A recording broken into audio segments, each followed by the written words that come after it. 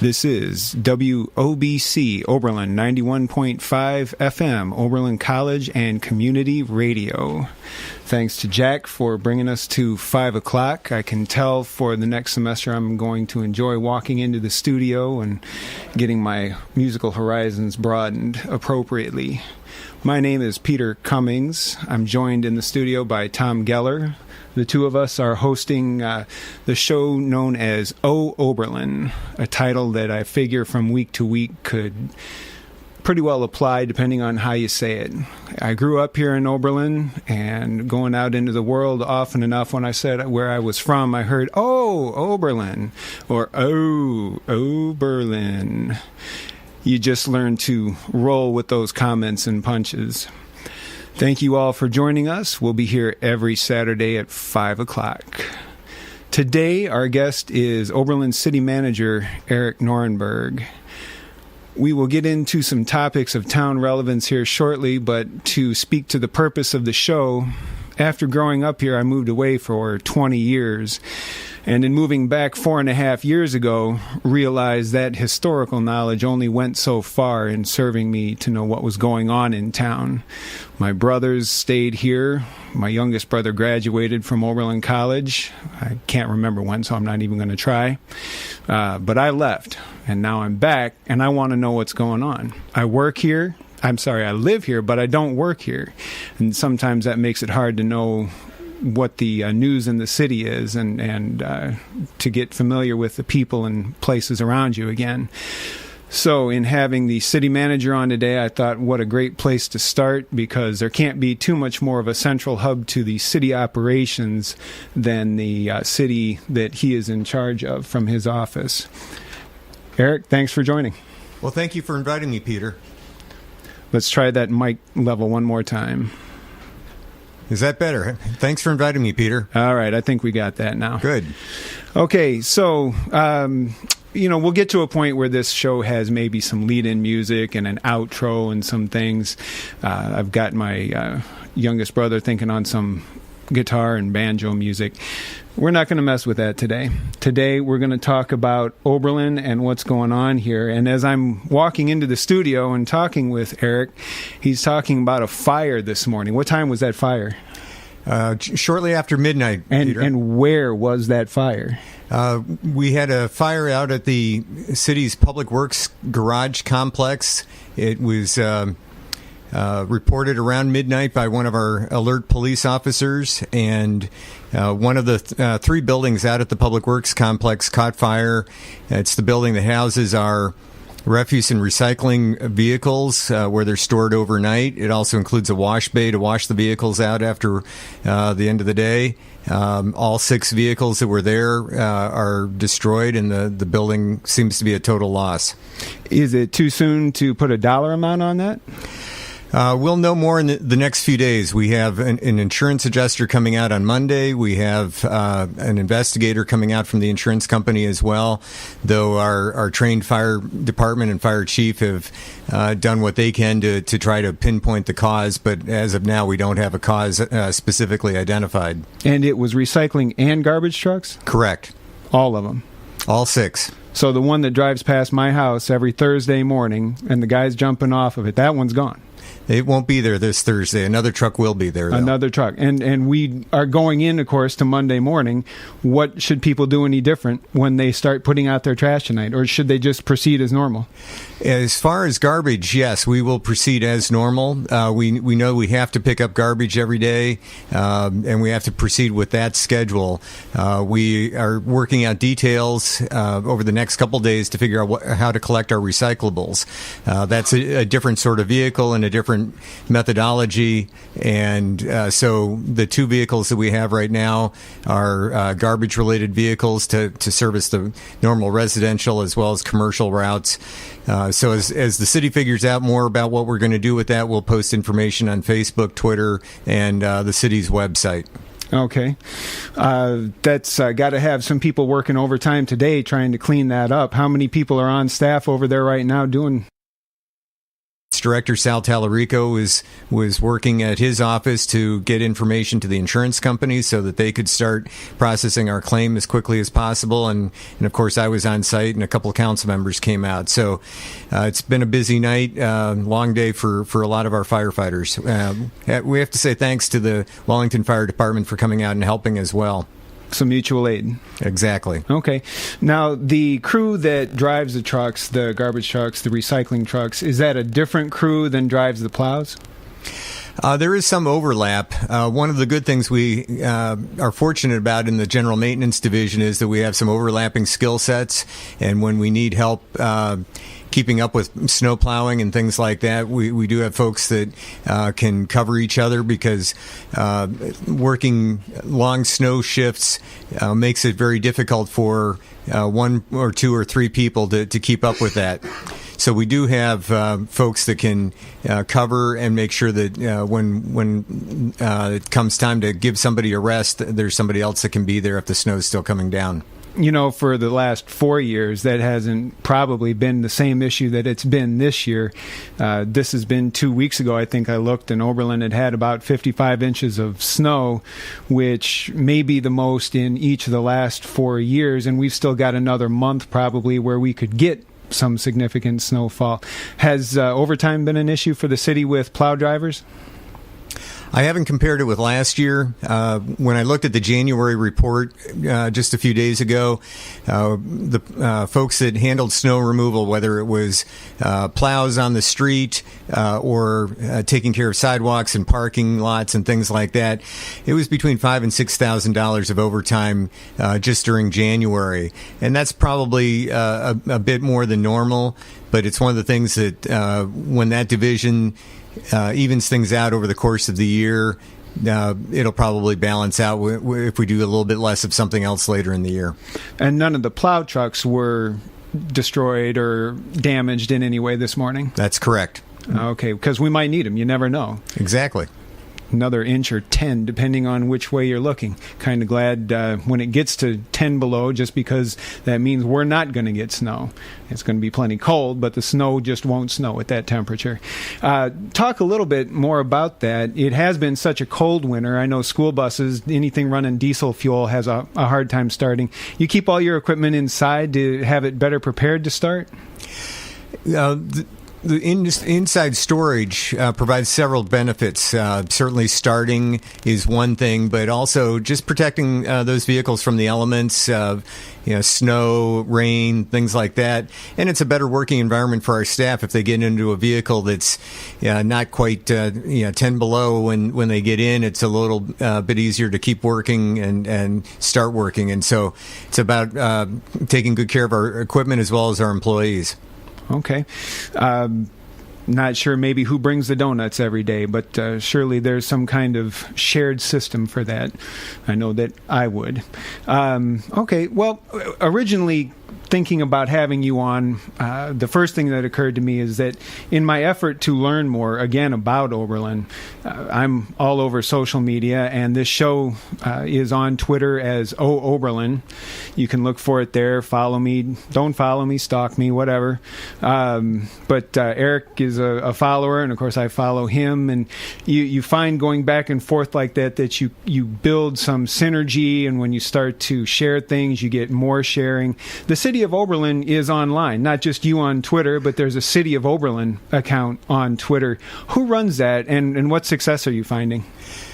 Well, in terms of Twitter, it's a shared responsibility. We have myself contributing to the City of Oberlin Twitter account, as well as a Oberlin College student who is our social media intern this year, and Soren has been a big help in trying to expand our use of Twitter as well as Facebook, also trying to expand the reach of our mobile app. Hopefully most of you out there listening know that we now have a mobile app that can be downloaded from the App Store for iPhone or from Google Play for an Android device. And the mobile app is something that we're trying to use as a platform that can help reach residents, regardless of whether they're college students, whether they're city residents, reach visitors that come to town.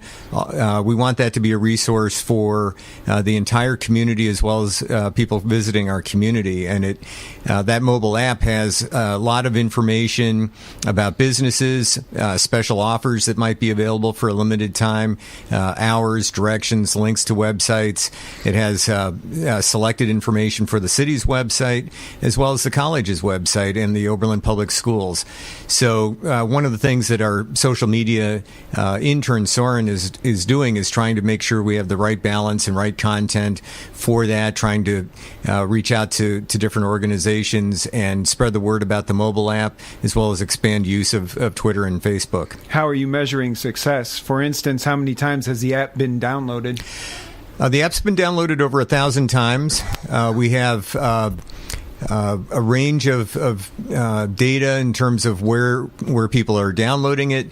Right now, it's been downloaded. I think about 2/3 of the downloads are on iPhone versus Android. We get a lot of other demographics, but the things we tend to look for are which pages are getting visited more often. Are there things that we need to do to expand information on those pages? We have a particular page or spot on the mobile app where people can report problems. People visit that pretty regularly, but they're not reporting many problems. So at least they know where it is if they need it. Okay. Again, I had been looking for ways to learn more about what was going on in town, saw the app, saw a couple of things on Twitter. Do you find that the people who are downloading it, do you find that the people who are using it, are they from in town? Do you get any feedback from people, say, as you're just walking around? I haven't heard that much, bumping into people on the street about the app, but I do know we look at where the downloads are occurring and where people are accessing the app, and it's very much an international usage. Primarily, most of the usage is in Ohio, in the greater Oberlin area, but we have people using the app around the country as well as downloads that are occurring in other countries. So we think that, given the international flavor and draw that Oberlin has for visitors as well as college students, we think that's lending itself to the utilization of the app from a lot of different places. Now, we also hope that given the fact that when you visit the App Store, Apple will tell you, or the iTunes will tell you what's nearby. And if you come to Oberlin as a visitor, it will suggest downloading that app. So we hope that app will really benefit visitors looking for a place to park or a place to eat or a particular venue that they're interested in. Are we at app 1.0, 2.0? What's next for it? Well, this is we're still on the first version. We launched in September, but we have a meeting on Tuesday, actually, to look at the next version, the next iteration, and we think that'll be a big plus, and we're looking at that with enthusiasm. Fantastic. You're listening to WOBC Oberlin 91.5 FM, Oberlin College and Community Radio.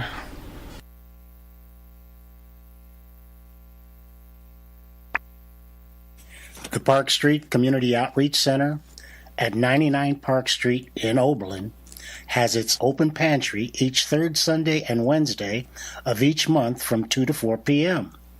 Those interested must be income eligible and must bring a picture ID and proof of residence, as well as their own bags.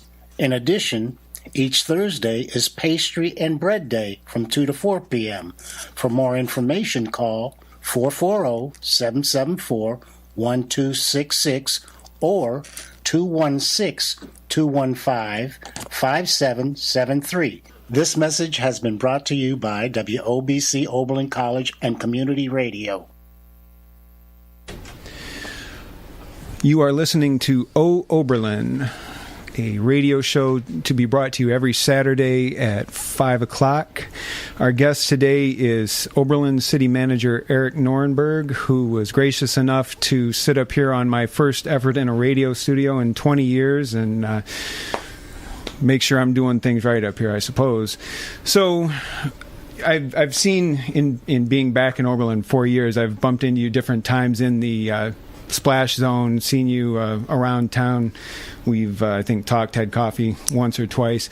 But I don't know that I've ever asked you what, in the first place, brought you to Oberlin, and what is it about being the city manager here that makes it a job you enjoy? Well, Peter, I think this is probably the dream job for me. When I grew up in Ohio, I wasn't sure exactly what I wanted to do, but I was interested in politics and government. I went to undergrad at Heidelberg College, now Heidelberg University in Tiffin. Sure. And then did an internship in London, England during a semester abroad, and then went to Ann Arbor to the University of Michigan for my master's degree in public policy. During those experiences, I found myself gravitating towards wanting a career in government, but realizing that the federal government is too far removed from the ground level where people can really benefit and see the work of government. So I ended up deciding on a career in city management. Didn't want to be involved in the elected politics of running for office and that sort of thing, but really wanted to be able to make a difference, be a professional manager, get the training that I needed to do the job properly and effectively. And I was fortunate to have several internships after my master's degree was finished and get a lot of experience with the city of Mesa, Arizona. So even though I grew up here in Ohio, like you, I spent 20 years away from Ohio, and at the right time, Ohio was calling me back. One of the things I said along the way was, if I could have my dream job, it would be to be the city manager of a college town. And when my parents, who live here in Oberlin at Kendall, told me that my predecessor was leaving and they hoped I would apply for the job, I sent in my resume thinking, well, maybe I'll just get an interview.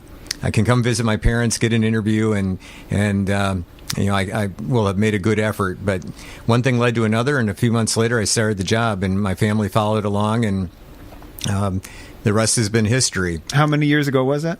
About 6.5 years ago. 6.5, okay. So the nice thing about Oberlin, I think lots of people agree that this is a very friendly community. It's a walkable community that you can find a lot of what you need in the community. Like you mentioned, I go down to work out at Splash Zone. I see people at the library or at the IGA or local restaurants. We spend a lot of time here in Oberlin and really enjoy the community. Our dog loves Oberlin, and so lots of people know me because of seeing my dog and following my dog on Twitter. So if you follow Checkers Oberlin on Twitter, you can find out what my dog thinks about things in town. He has his own account. She actually has her own Twitter account. But my family has really become involved in the community, and that makes it something that we all feel very connected with various segments of the community. So oftentimes I'll run into people and they'll say, oh, you're Kay's husband, or you're Molly's dad, or Zach's dad, because my son has taught kids to swim out at Splash Zone. My daughter's worked at Kendall, and lots of people at Kendall know her. And so it's really been a community that we felt very connected to. I have not made myself make the time yet to get deeper into census information. But as a kid growing up here, of course, I thought everybody was a kid growing up here because that's who I associated with. Coming back so many years later as an adult, I'm a little bit curious and wonder about your impression as to the age makeup of Oberlin. We have Kendall in town is a great resource for an older segment of the population. In fact, though, my youngest daughter, who's a Girl Scout, has been over there herself at different times for presentations, singing, what have you. So it's a good community resource in a lot of ways. But I guess to get back to where I was originally going, when I was growing up, I would ride my bike downtown to Ben Franklin and go pick up the latest pack of baseball cards and chew all the gum before I'd gone 2 blocks back home, and that was only 5 blocks. Do you get that same sense of, you say that Oberlin's walkable, but my question is, are people walking it? I think many people are. I know my family and I will find it a lot easier and more relaxing, and the exercise is great to be able to walk from place to place. I see lots of other people doing that, especially in the evening after work, but just to get to work. I don't have the numbers off the top of my head, but we did a study a couple of years ago and found that a lot of people who work in town walk to work. They take advantage of the that opportunity, rain or shine, and regardless of snow and even cold. So it is a walkable community. We've added additional sidewalks within the past year out on West College. We have additional sidewalks planned through the Safe Routes to School program that we collaborated with the public schools on a grant, and that should be constructed in 2015, helping better connect the community so that kids can more safely get to and from school on sidewalks. Are those new sidewalks or just repairing old ones? Those will be new sidewalks. Some with some large stretches of sidewalks, some just to connect gaps that were never built, so that people can connect to the bike path or other existing sidewalks. And so I can send you some information about that, so you can post that to your blog page. Thank you for reminding me. That blog is Oberlin, ohoberlin.wordpress.com. And I'll be happy to post whatever I can there. The reason I ask about new or old sidewalks is that I think I understand that the school district is looking to build a new unified campus. And I don't know how many years. That's certainly not anything that would happen next year. But is there going to have to be some refiguring of walking routes if they're all going to end up in the area by the high school on North Pleasant? Well, the good thing is it's a current destination. The high school area is a destination for students right now, so it's not like we're changing and creating a new destination after we've done that. And the sidewalks that benefit kids to get to school right now at Prospect or Eastwood or Langston will also benefit other residents who want to walk as well. There's a guy every morning when I'm out running at 5:20. I don't know where he's walking, but he's walking somewhere with a purpose, so I know he appreciates that sidewalk. And this is a good point to make as well at this point, is to remind people to shovel sidewalks. It is one of my biggest concerns, and the concern of the schools as well, when students end up having to detour into the streets to get to school because the sidewalks aren't cleared, or it's more slippery on sidewalks than they should be. And I know it's been a tough winter, as we were talking about earlier, but it's very important for both the students to get to school, but also a lot of the other residents that do walk to different destinations. And we have some who are elderly, and we don't want anybody to slip and break a hip or something like that. So it's very much an intergenerational opportunity to get exercise and get around town by bike or by walking. You're listening to Oberlin on WOBC. Our guest today is Oberlin City Manager Eric Norenberg. I have to admit that living in northern Michigan for 10 years, there wasn't a single winter when we had less than 110 inches of snow, and I think the average was 160 inches of snow. So moving down here, I knew no matter what that I was going to get some relief from the shoveling. And yet, living on a corner, I do have the pleasure of shoveling more than just one stretch at the front end of a lot. And I mean pleasure. I enjoy shoveling. What is the requirement for shoveling snow? Our city code identifies the requirement being within 24 hours after a snowfall to have snow and ice removed. And I know this winter's been very difficult, and during that 24 hours, people walking on that snow can compact that and make it much more difficult. And so it requires some constant vigilance, and if people aren't keeping up with it, it can become a pretty crusted, slippery mess. And I think that's going to, if it hasn't been cleared yet, it's going to get even more slippery this week when we start to get things warming up and we get rain on top of that. So my advice is to try and keep up with it the best you can and get help if you need it. What defines cleared? Should be as close to back down to dry pavement as you can. Now, I know that's very difficult, and that can create some slippery situations too when you get just a little bit of snow. But most of the sidewalks I've walked in the past day or two with my dog are passable, but then there still may be some layer of snow, but at least it's something that you can walk without having to have your boots and cleats on. Okay. Well, as I say, you can always trust my corner will be shoveled, even if it's just one shovel path while I go back inside and handle something before coming back out. Last thing on that, you say it has to be cleared within 24 hours after the end of a snow event. Sometimes it's hard to tell the end of a snow event. Who's policing this, and who do we need to watch for? Well, we have... Usually it's our community service officer, Henry Wallace, who is out and delivering notices and reminders. I try and put reminders in our utility bill, use Twitter, Facebook, other sorts of means of reminding people about the obligation and the importance. We haven't had the ability to have Henry out doing as much of that because of... Henry's been off duty recently, but we do have other community services and auxiliary officers that are out trying to get the word out, looking at the routes, particularly for the school kids. And we've been making phone calls or making direct contact and making the request that they get their sidewalks cleared. Henry, I remember from back in my childhood, and particularly, and I'll just tell the story now, that it's always been no bike riding allowed on the downtown sidewalks. And so in my mind, riding meant I had to be sitting on the seat and pedaling. I figured out pretty quickly how to just coast on one pedal hanging off the other side of the bike. And no, Henry didn't buy that either. He a few times as a kid, he called me on that one.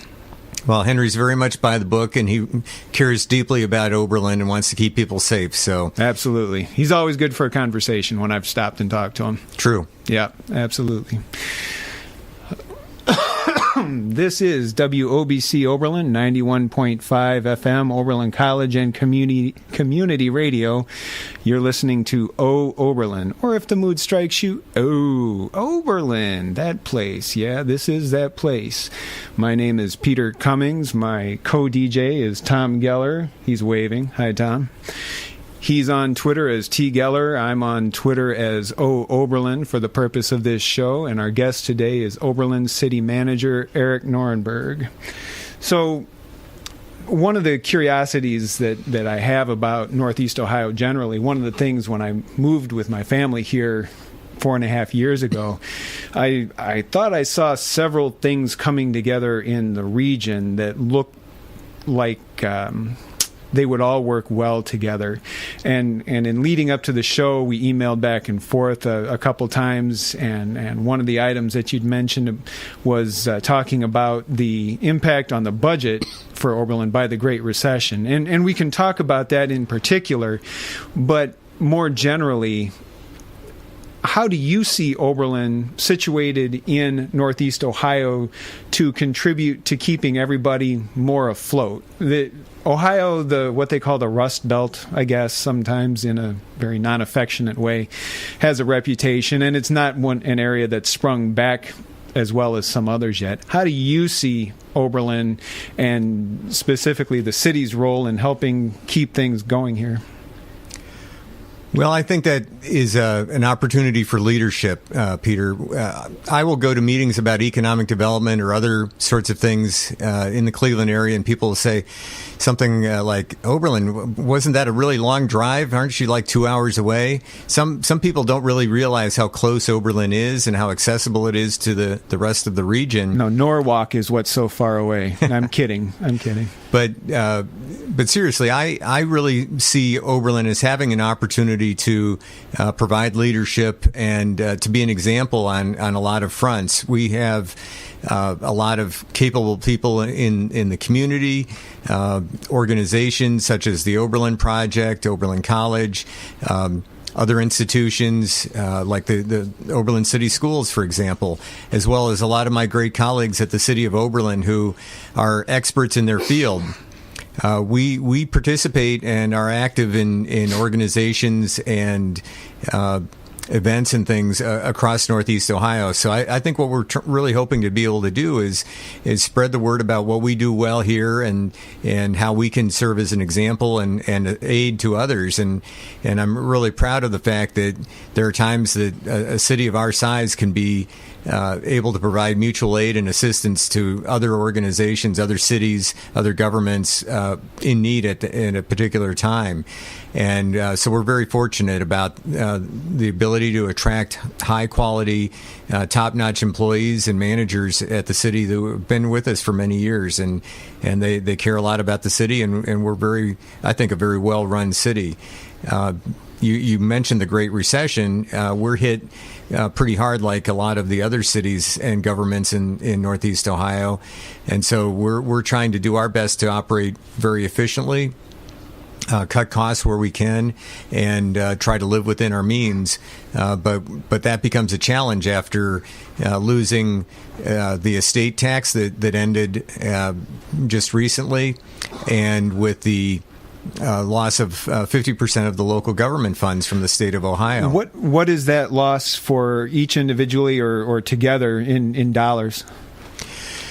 Well, we are in total, when we look at those two sources of revenue, typically we would budget about $200,000 a year for estate tax. And when we talk about the estate tax, that's something that is somewhat unpredictable because we don't know from year to year. So we cautiously predict that maybe $200,000 will be a kind of a low end. On average, we'll bring that in. And fortunately, over the past few years, we've had higher revenue from the estate tax. Now, the local government funds was in the range of around $300,000 to $400,000 that was cut as we. As the state tried to balance its budget, it balanced it on the backs of local governments like municipalities, schools, library districts. A lot of those sorts of organizations received funding from the local government fund. So now we've seen those two sources of revenue dry up, and with the recession, we are no longer receiving as much interest income on our investments. So. In 2007, we had over $1 million a year in interest income. Now we've got right around $100,000 a year. So that's $900,000 on top of the $600,000 roughly combined between the estate tax and the local income tax. The local government. Or government, yeah. Tax. Right. So how does that figure against the overall budget? What's the overall budget for the city of Oberlin expenditures? Well, when you look at a municipal budget, it's a complicated thing. We have budgets for what we call enterprise operations, like our utilities, our enterprise. So we have OMLPS, the Oberlin Municipal Light and Power System. We have our water operation, our wastewater operation. Each of those are enterprise operations, as is our solid waste and recycling collection. And those operations are independent from the general budget of the city of Oberlin because the rates help pay for the cost of those operations.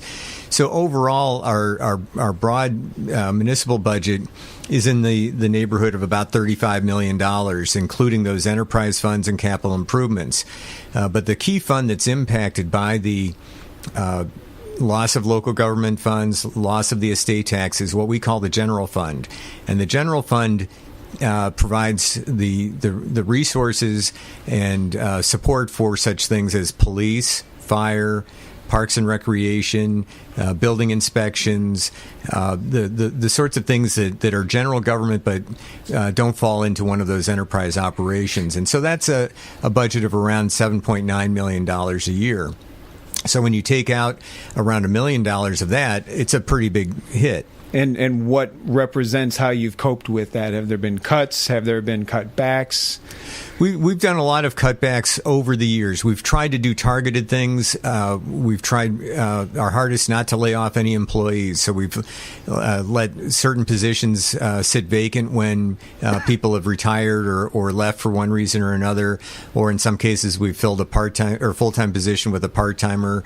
We've done those kinds of things to save. We've cut and made our operations at the concession stand and recreation complex more efficient to save money there. We've asked our employees to do wage freezes. So for the past 3 years, 2011, 12, and 13, 2012, 13, and 14, our employees have accepted and are sitting on no wage increases. That's helped control this. In addition, our employees agreed to take on more of their health care costs last year, saving across the board, including the enterprise funds, around $100,000. So there's been a lot of those sorts of things that have taken place, and lots of littler things that are a few thousand here, a few thousand there. They all add up, though. They all add up, but there's still that big shortfall. Do you see any kind of recovery in any corner to, not this next year, but maybe the next year or the year after that, do something to be able to restore some of the benefits, some of the pay raises to your employees? Well, I'm a pretty optimistic person, Peter, and I have tried to remain relentlessly positive, and I'm very appreciative of the support we get from our business community and customers and others that come and spend money in Oberlin, because when you look at a lot of other small downtowns, the comparison is very stark. We have a very vital, exciting downtown where I think there's only maybe one vacant storefront right now. Which one is that? And there's the Aries Salon that's sure. Has a new business about to go into that. So we don't have a lot of empty spaces to rent out or to bring new businesses into downtown, and that I think gives me a lot of hope and optimism. But to bring in new jobs, new employers, things like that into our industrial park, we need to bring in lots of new jobs, very highly paid jobs, in order to make up the difference. And is there an economic development person here in town? Is that you? I work on economic development along with Carrie Handy, who is our economic development and housing officer. So she works on both housing issues and economic development. And one of the things that nationally as well as regionally people have realized as we come out of this great recession, that you won't solve your economic development challenges or your revenue challenges by attracting that big company to town. You're really going to do it by retaining and expanding the businesses that you have. So I think it's very important that we partner with the Oberlin Business Partnership, with organizations in town that are doing their best to help our business community so that we can retain the jobs that we have and hopefully increase their business their customer base and that sort of thing, so that they'll add jobs. And I think that's where we're going to see some improvement. But it's still, in the big scheme of things, that won't close the budget gap. I'm assuming that the college is the biggest employer in town, maybe the FAA. Those are the two biggest, yes. Who falls after that? I don't have that off the top of my head, but we have major employers behind the college and the FAA, including the hospital, Kendall, sure. The city and the school district. But we have, in the private sector, we have General Plug in the industrial park. We have R.R. Donnelly, Moore Wallace. But after those couple of private sector employers, we start to drop off into the less than 100 employees. So, and the small businesses are as important as the big ones to the city. Sure. I recognize it as my own shortcoming that although I know there's an industrial park area, that's about all I could tell you about it. I know the downtown businesses because that's where I walk. I don't have business I would do in the industrial park. How big is that out there? How many companies, how many employees roughly? I don't have an employee count off the top of my head. It's one of those things that we don't do a lot of tracking of, but I'm sure Carrie could tell you and answer that sort of question. But we have space available in the industrial park, Okay. Right. but for the most part, it's a pretty full area. We have probably a dozen or so businesses, companies in the industrial park with one vacant building. Several years ago, we lost Quebecor, World Color, the publisher that was located out there, and fortunately, General Plug purchased that building. They've leased out part of that building, and they're adding more of their operations there. So we're very grateful that General Plug is a key anchor property owner and owns 3 buildings in the industrial park and has their operations in 2 of those. We're also grateful that NACS, the National Association of College Stores, is an anchor business in that industrial park and employs a lot of people as well. We have space that we could bring in new companies to grow. We have small companies that are starting to grow, like Synapse Biomedical, that a few years ago had a dozen employees. I think they're over 20 now, and they're expected to continue to grow. So there's a lot of opportunity in the industrial park, and we value the businesses that are out there, and they're taking advantage of the area and using the Joint Vocational School as well as Lorain County Community College for training programs too. So we're a hot spot here in the middle of Lorain County. Our guest today on Oberlin is Oberlin City Manager Eric Norenberg. Eric, in moving back and trying to learn again about the city, I've had a chance to look at population figures and to hear my dad, Sid Cummings, talk over at Kendall and give a presentation where it really struck me in what he was saying, that the population of the city of Oberlin, not talking about the college students and how they affect the population, but it doesn't appear to have changed in decades as a basic number. Is Oberlin built out for residential home building? What does that look like for the city? Well, again, I'm an optimistic person. I think that once the building market starts to pick up, I think we're going to start to see more home construction, and the city of Oberlin is going to lead the way with the Green Acres property. A couple of years ago, we were able to buy the 14 acres that used to be the site of the former children's home there, and we have demolished that building. We've got it site ready to go for a housing development. We did an RFP recently and have selected a developer, and will begin negotiations soon so that they can develop homes and affordable mixed income housing on that property. We'll develop a park.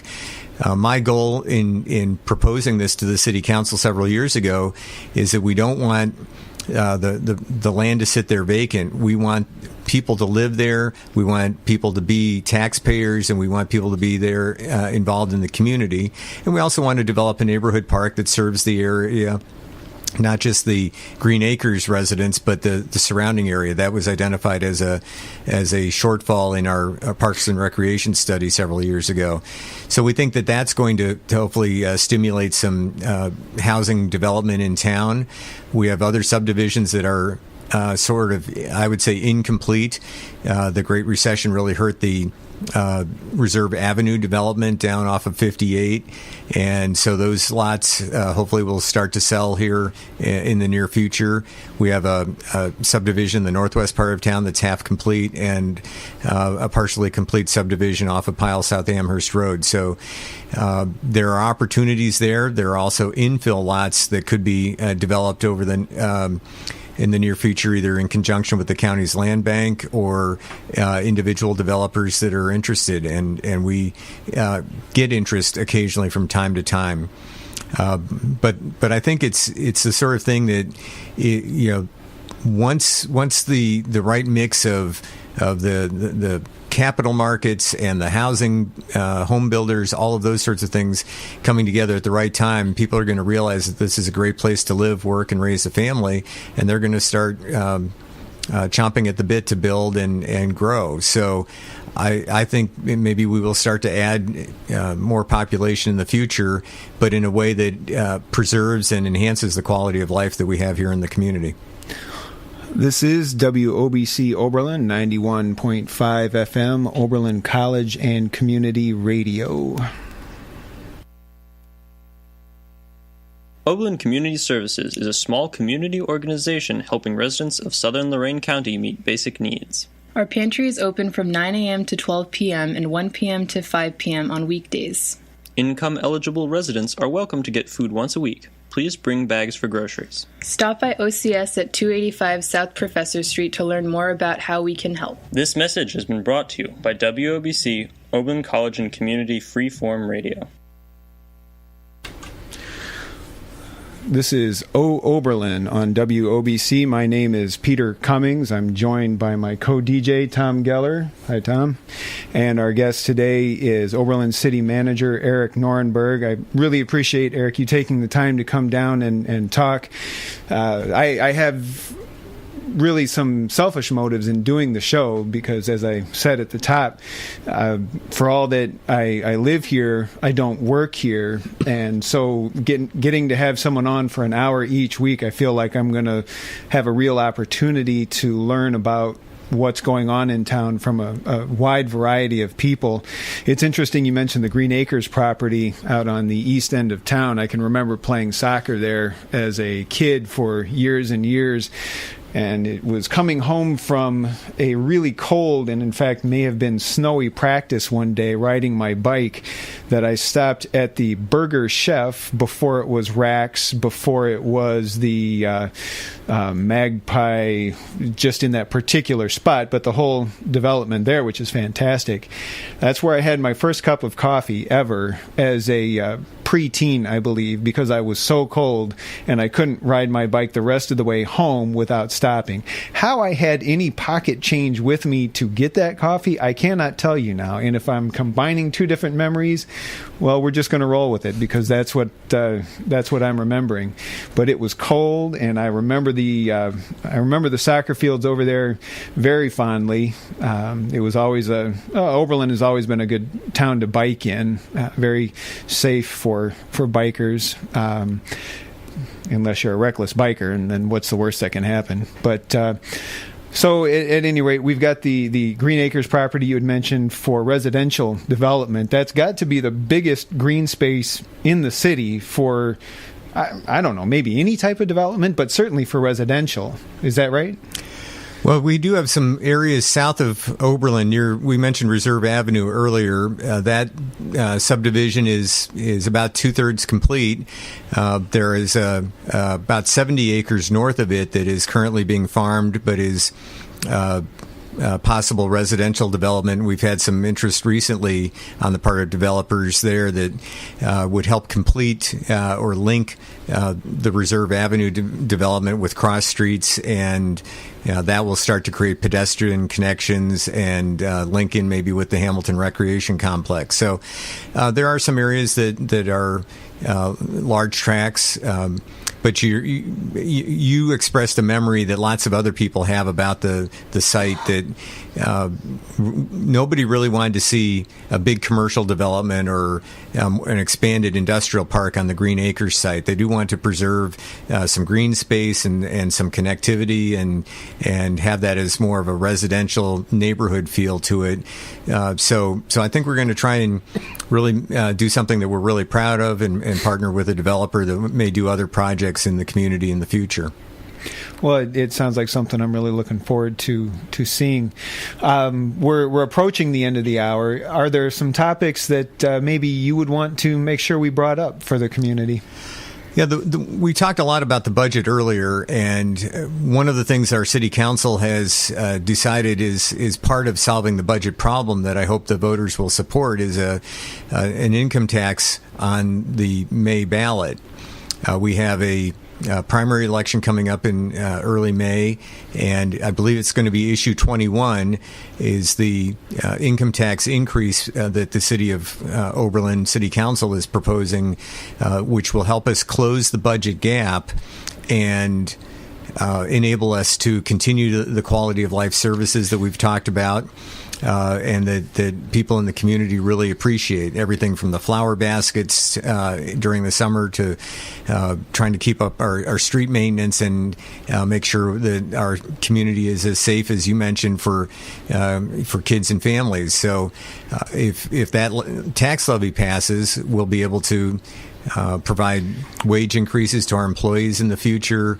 We'll be able to continue the quality of life, and we'll be able to move some of the money back into capital improvements and repairs that we've had to temporarily channel off to help with the general fund budget. So, what size millage are we talking about? This would be currently the income tax in the city of Oberlin is 1.9%. This would take it from 1.9% to 2.5%. So it's a 0.6% increase for 10 years is the proposed levy.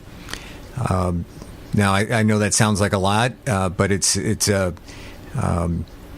one of those things that when you look at where the state income tax has gone in recent years, from about 2004 or 2005, the state has been dropping the state income tax. So for an income tax payer who looks at this over the past few years, our small increase will mean that they're still paying effectively less in income tax than they were in 2004. It's no easy sell, and it's getting harder all the time when you're talking about an increase. This isn't a renewal. This is an increase. And that's good context that you provide there, talking about the state lowering its tax in that respect. So still the net amount is lower. Are you getting pushback? I suppose you always get pushback, even with renewals. What is it that gets lost if the increase doesn't pass? We don't have a list right now, Peter, that would say, oh, if the levy doesn't pass, these are the things that are going to be cut. But I think we're going to have to really look seriously at what specific services and programs do our residents value and what don't they? Because it's really a decision point for our community. Well over 75% of the general fund budget is payroll-related expenses. Right. Staff, direct wages, as well as benefits and things like that. So if the levy doesn't go through, we're going to have to make some decisions. And when I say we, I mean the city council, the community. We're going to have to make decisions about what do we want to do differently. Do we want fewer police officers? Do we want to end recreation programs? Do we want to cut other things? And that's going to be the difficult thing, because I think a lot of people value the quality of life that we have in the community, and they don't want to see that changed. So we're doing everything we can to be more efficient and to bring in new revenues from other sources, but we do need this levy. I see cities suffer from their own efficiencies sometimes. As the revenue from Columbus has gone down, they find ways to trim a little here, trim a little there, some of the things you've already talked about. And in so doing, you continue to provide the basic service without having to get rid of it. You might trim around the edges, but you keep the city running. And I think it can be the case that people presume, this is just posturing. They still have more to trim. They won't have to cut service. And I'm not trying to pretend to speak for anybody here in Oberlin necessarily, but I do know that I've had these conversations in other cities around here where people might think that there's more that the city can do.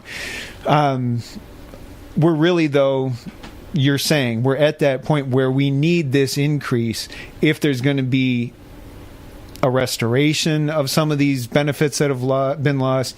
You're saying that there's no list of cuts yet. That's something that yourself, council, and the community would have to be involved in being realistic about to a degree if it doesn't pass. There's no bluster here, is there? No, I don't think so. We had, I think one of the key examples that point out what you were just talking about a moment ago about what happens when we cut a little bit here and a little bit there. We had complaints from a lot of people last summer about the quality and the frequency of landscape maintenance in our parks and the recreation complex and things like that. Those cuts that we tried to operate as penny pinching as we could with as few staff as we could, but we couldn't keep up with it, and people noticed, and people were complaining. And I think that's an example of what we're going to be facing. We will be as efficient as we can, but at some point we sacrifice quality to be efficient, and that's something that I don't think we're willing to accept. Okay. Well, again, this is Oberlin. Our radio show will air every Saturday at 5 o'clock here on WOBC. This is our first show of the semester, and our guest is Oberlin City Manager Eric Norenberg.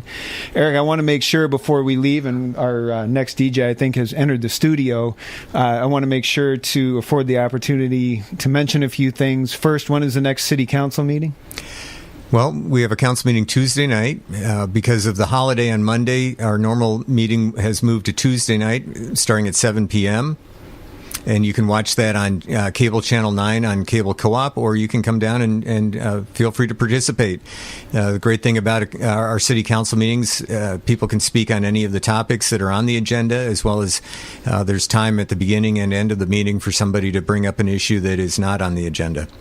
And where are you and the city online? Where can people find, follow, friend, whatever, the city of Oberlin or yourself? Well, you can visit our city website at www.cityofoberlin.com. You can follow me on Facebook at eNorenba, on Twitter, ENORENB on Twitter. You can follow the City of Oberlin on Twitter, and you can find us on Facebook. So we're trying to be out there and accessible, and you can find email addresses for our city council and key city staff on the website as well. So we encourage people to reach out whenever they have a question or concern. Fantastic. This is Oberlin. You can find us on Twitter at ohoberlin. You can find us on WordPress, ohoberlin.wordpress.com. No Facebook site or page or fan anything on Facebook. Working the Twitter, that's where I like to spend my time. Any questions, comments, you can leave them on the website. We'll eventually get to a point where we have an intro and outro here with some music. And maybe, who knows, something in between. That's not where we are today. We're here just talking. My name is Peter Cummings. My co-DJ is Tom Geller. Hi, Tom. Hi. We're having a good time up here. I'm doing it because I want to learn about the city I live in. And if that helps anyone out there along the way, we're all the better for it. We'll maybe sometime figure out the phone, and we'll get some calls in too. Thanks again to Oberlin City Manager Eric Norenberg. And with that, I will turn it over to Kaylee. And I'm not sure what her show is, except that I'm sure it will be great. Thank you very much for listening.